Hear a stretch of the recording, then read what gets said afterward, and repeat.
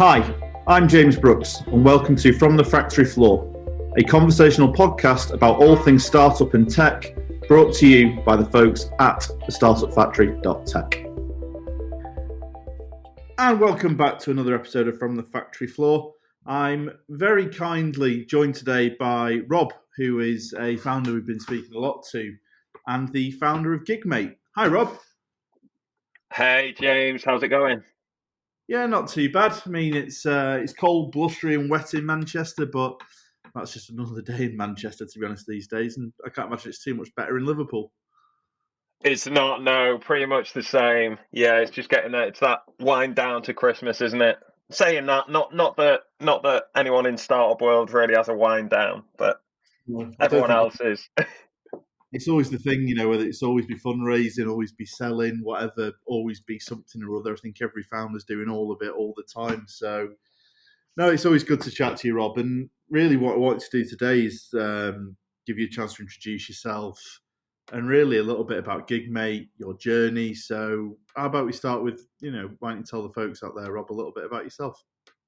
Yeah, brilliant. Thanks, James. So I've worked in live events for about 20 years now and had like mad passion for all kinds of music really and going along to gigs since I was probably far too young to be allowed to get into gigs. So that's been a while. But yeah, lucky enough to then take that into a career working for arenas, for sports venues, festivals, and that was all great until COVID came along and obviously, really smashed through that and hospitality, and both areas are still in recovery, really. But yeah, I really struggled having the events taken away from me, from kind of obviously from a professional perspective, but also from a personal perspective as well. You don't realize how much you kind of love and need something until it's taken away, and that was certainly was the thing with the live music. And then I found as the events came back online, obviously they'd been rescheduled kind of 3 or 4 times. So I was going along to gigs with people that I just wasn't really connected with. Tickets had been passed around. So going with people that kind of friends of friends of friends. And it just suddenly kind of light bulb moment that because we liked the same kind of music, we weren't necessarily like super fans of the bands we were going to see, but it was just an amazing icebreaker. And you just found that you had an automatic connection for kind of that hour in the pub before the gig and the hour after. It wasn't that kind of awkward starting up point that sometimes you can get on those kind of platonic meetups. So yeah, that's where the idea came from. Yeah, so a little bit about Gigmate then, because like you say, you've always had a background in music and entertainment. So when you said you're going with people you don't know, what's the real thing here that you're trying to fix with Gigmate? Like, what's the real problem that you're trying to solve?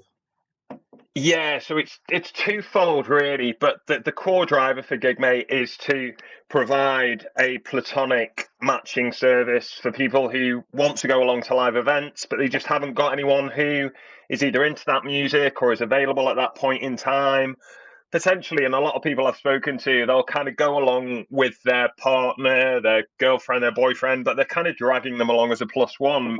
Most of the time, they don't actually want to be there, but they're just kind of making up the numbers. So it's kind of giving that opportunity for people to connect with people that are into the same kind of music as them, and then ultimately take that into a gig environment. And it came through a piece of research that we did about 18 months ago where we spoke to over 500 music fans, and 85% of them said they'd missed out on going to a gig because they didn't have anyone in their personal network specifically for that event. So that kind of really flagged it up. And then the second part of this is, as I say, I've worked in live music for a long time. It's the industry is really struggling at the moment, and at grassroots stage, it's really sad statistic that 20% of the grassroots music venues are going to be closing this year for a whole host of reasons, predominantly economic through the impact of COVID and then the challenges that we've got currently. And it's very unlikely that those venues will reopen again once they're closed down. Obviously, the areas will be repurposed, and we'll lose a lot of that kind of the the base fabric for what is an amazing industry for the UK. So yeah, really want to try and help out there as well in terms of generating extra tickets and extra revenue for those venues. Yeah, no, it makes a lot of sense. I mean, I've been to gigs I've been to gigs on my own, which is never it's an interesting experience to go on your own. But I say, because a lot of people don't have the same music taste, and there's not necessarily someone there who is going to have the same music taste as you within your friendship group. So having someone like that, and I think, especially at the moment, imagine there's an element of loneliness that comes with that as well, that people are feeling isolated, and especially at the moment with the way the world is, having a tool there which gives people that ability to connect with people who've got similar interests isn't just a good thing for the industry, but just from a socio sort of standpoint, Yeah, is actually really helpful. yeah, definitely. And I think that loneliness as a phrase can be quite triggering because people obviously don't want to be classed as lonely, but this kind of social real life disconnection is such a huge factor. And I think, James, we've touched upon this in terms of kind of my view of classic loneliness is kind of the little old lady at the end of the street. The figures are saying that this is a much younger demographic, and it's actually 18 to 35s are feeling the worst about this, and they're actually feeling twice as lonely as people who are kind of 70, 75 plus when they've done the research. So they're the age groups that are uber connected digitally, but for whatever reason, they're either not able to develop, or the opportunities aren't there to create kind of the supportive in real life connections, which obviously is so essential for them. Yeah, it's it's an interesting one to try and get people into that mindset that you can connect with people online and you can do it. I mean, we've seen it enough with dating apps these days. Is probably the biggest. People are in a mindset now where they can just go and meet some random person effectively, or someone who's chatted to, and have a connection with them, whether it's dating apps or friendship apps almost, where it's more of a platonic thing. So I think moving this into a space which is more tailored to music, which is something what a lot of people, everyone's got an interest in music, Yeah, no matter how diverse it is. I mean, I speak about myself and Ian. I grew up listening to all of his music, which is very much Manchester music. But I've got yes. friends who are very different taste to me. It doesn't, stop being friends with them, but it means you gives the ability for you to go and then meet other people who've got the same interests, and eventually that friendship group becomes something far more of interest and something far more Yeah, for people. and I think the key factor here is you're going to an event. Um, Ultimately, you get to choose whether you want to go on a one-to-one. So basically, the functionality of it is you'd say what age group you are, what gender you are, and what music type, or we class it as tribes, what kind of music genres you're into, and then who you want to meet up with on a age, gender, but also group size. And what we're finding is through there are obviously some safeguarding concerns around any of these applications, especially where there's a lack of visibility of who you're actually getting matched up with and how. So we're really, really clear that's a key element here. You pick your group size. You might not feel comfortable in a one-to-one environment, so then select a larger size group, and it still will make sure that all of your profiles match, so that your that connection runs across the whole of the group. Yeah, and I mean, the thing is, like I say, safeguarding is always a big issue in applications like this. But you can take steps, and I'm sure you've got ideas in the pipeline for organise things like this, and not quite the speed dating level, but almost something a bit like that. So stepping away a little bit from the idea, Rob, so if we start thinking about your journey and how you got to this, how have you found actually trying to be a tech founder? Because obviously it's very different from the entertainment industry. It is, and that does still make me laugh. I think someone called me a developer the other day, and I had to look around and see who was stood behind me. but but I think that there's obviously a lot of kind of cross-functional stuff. Yeah, I worked full time for like 20 years in the event industry, but that wasn't a typical kind of 9 to 5 sat at a desk job. It was very huge variety. I was focused around sales and marketing and partnership, and those are key drivers. As a founder, you need to understand where those commercial opportunities are, and more importantly, how the hell you spread out a very small amount of money. Certainly, as a bootstrapped founder who hasn't kind of gone for investment, and I'm kind of going alone on that front at the moment. You need to be really clear kind of what your objectives are and how where you can get to with that level of investment. So I know it's a classic thing, but it is all about identify the problem, do the research as we did, and then it is that constant iteration throughout that process. And I think like we spoke very early on, and we were laughing. Kind of my first MVP for this was literally kind of fag packet, me with an Excel, sending emails to people. Hey, do you want to go to this? And just a pure manual with me behind the scenes. Hopefully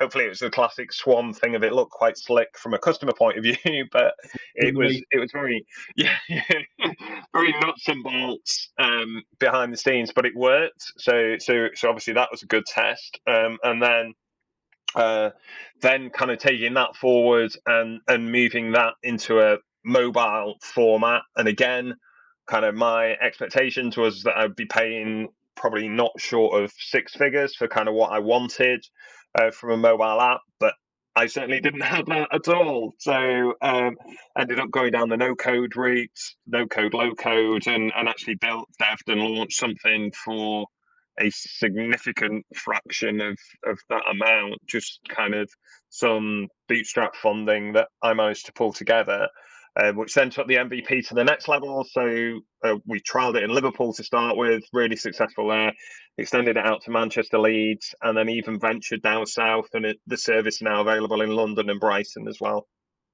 Yeah, and I think that's the thing that I've always admired, Rob. From you look at the journey you've gone on as a founder. Tech's a big, scary, very expensive world.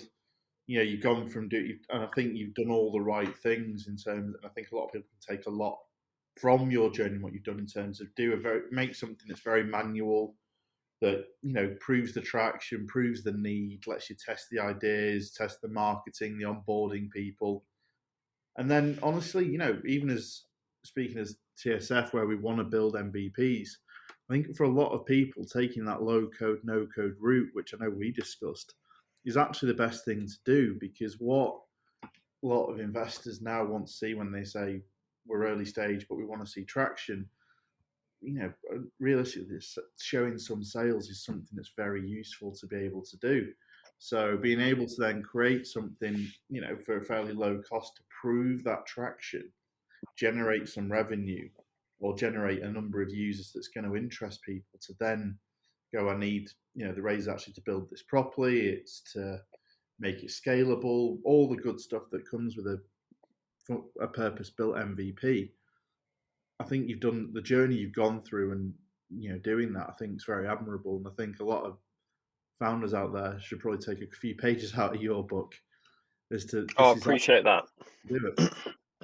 Appreciate that. I mean, I think that ultimately the thing that I really enjoy, and it must be to my personality, is like that constantly learning, and it is like your brain is just exhausted because you are a sponge. You're just taking everything on board, and it is constantly changing. So even just like, well, I can give you an example from the last couple of weeks, and it feels like, so I've just put out some posts and some content about it's 12 months since we actually launched the service, lucky enough to launch the service live on Six Music, which was an amazing platform for it and an ideal customer base.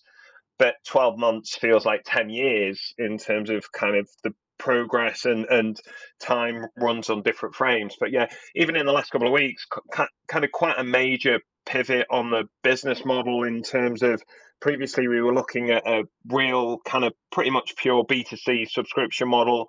We're now switching that up to a B2B2C. So we're having some really interesting conversations with venues, with ticketing operators, with promoters as well, who now that we've moved to the mobile platform, can see the value for them of it becoming kind of an engagement and potentially a marketing platform for them to promote their artists, promote new music, and also obviously promote venues and gigs.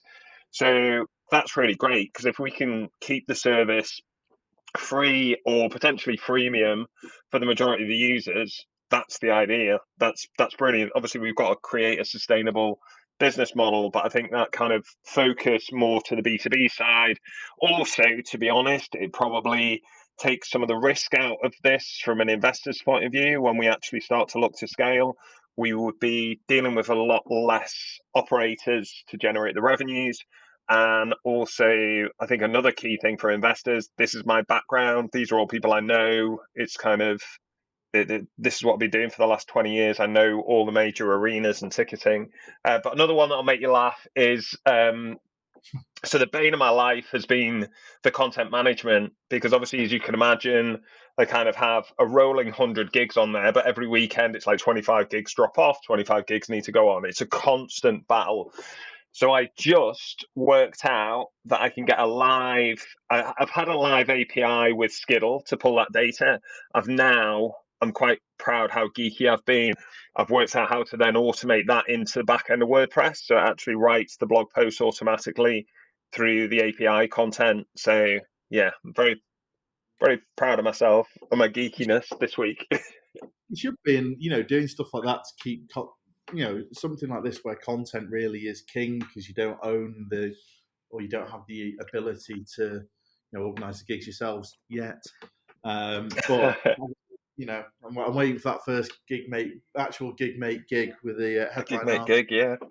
But the idea of having streams of data to be able to do this, because one of the things I think every founder knows, is you wear a lot of hats and there's quite a lot to do. So anything you can do to automate small parts of your role, which then mean you can go out and whether it's talking to businesses or whatever bits you're going to have to do both in and on the business, it's always going to be a good investment of your time.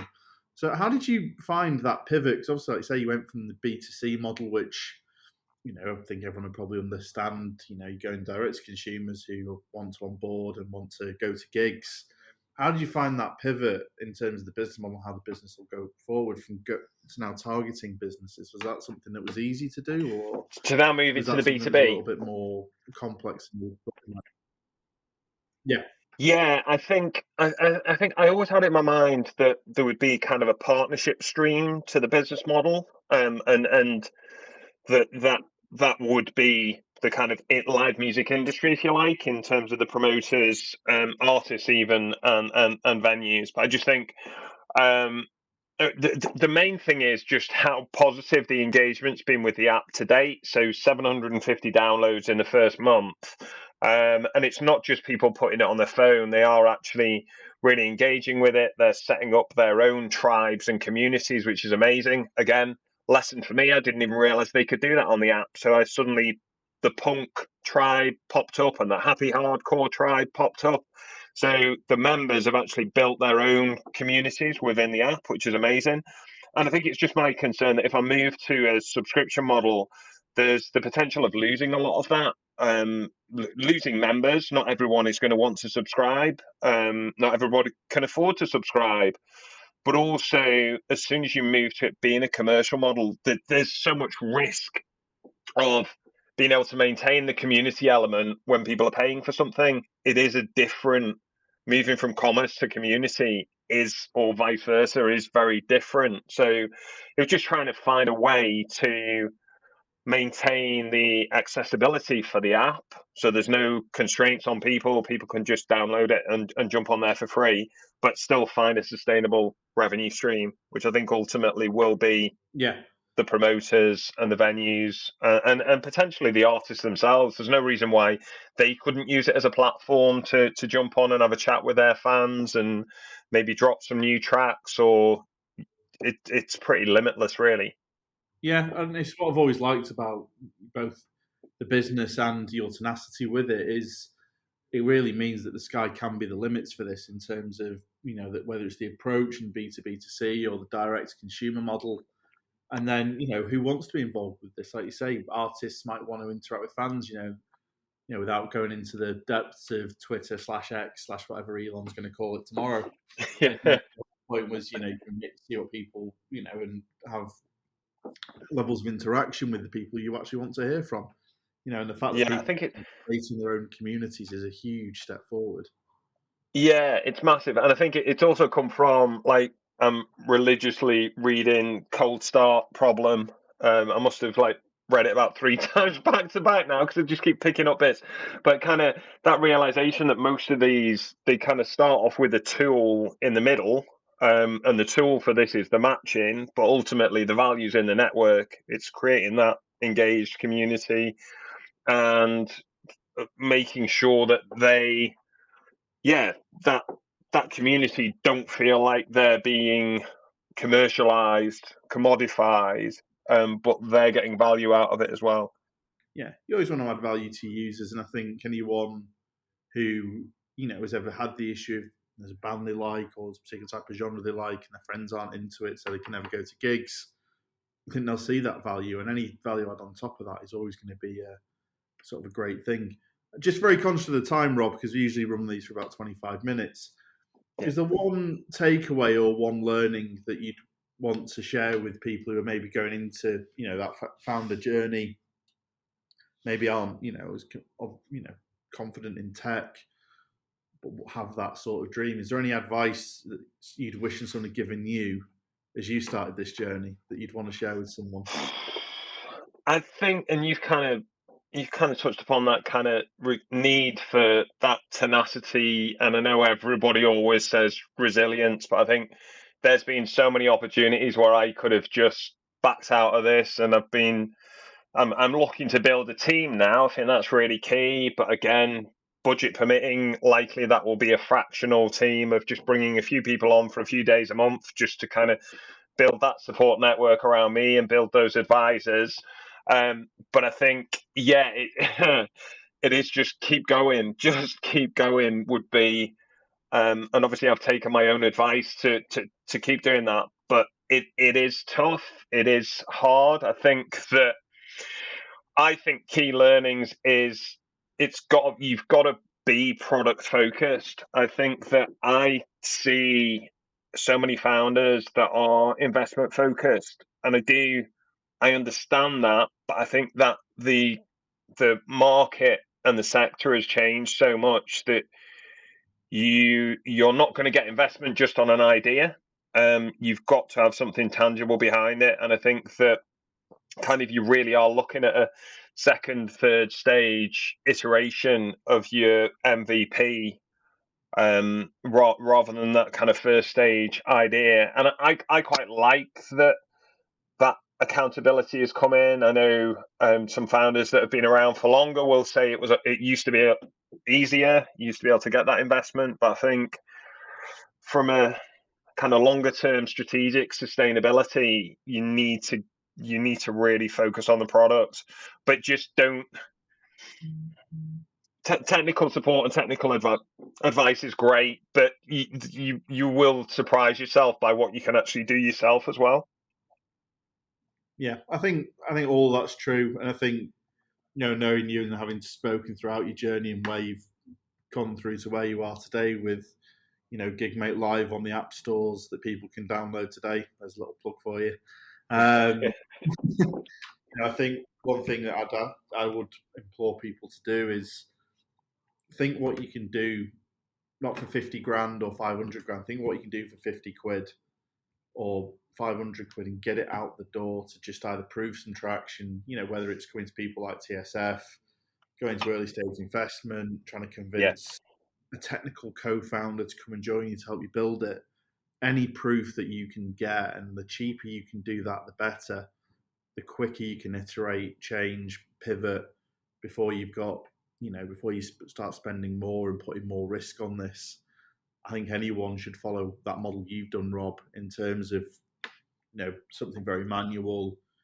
Then do you know what, can get a little bit of funding off that to create the next version.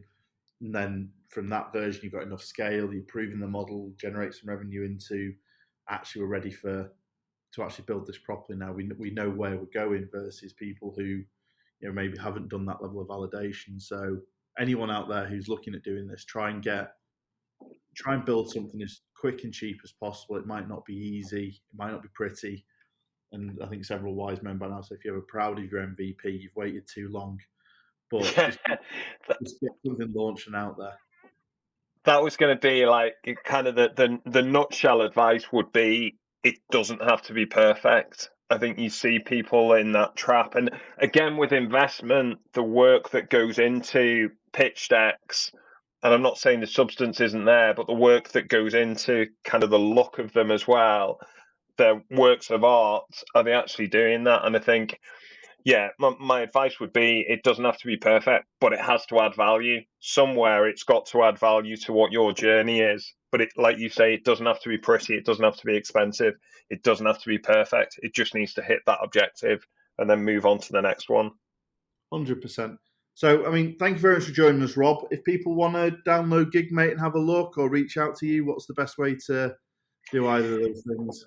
Yeah, like you say, we're in both the App Store and the Play Store, and then the website that's got a bit more information, a bit more background about kind of me and where Gigmate's come from is just Gigmate.uk, and we're at Gigmate UK on all the socials as well, even TikTok, which you'll be very pleased to hear.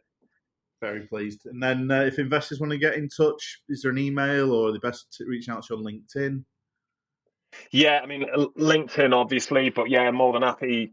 Direct email would just be rob@gigmate.uk. And or any questions, any founders, anyone who wants to have a chat about kind of my journey and what I've been up to, I'm more than happy. It's always good. I think that's a key one as well. Never kind of always take those opportunities to have a conversation at all levels. Yeah.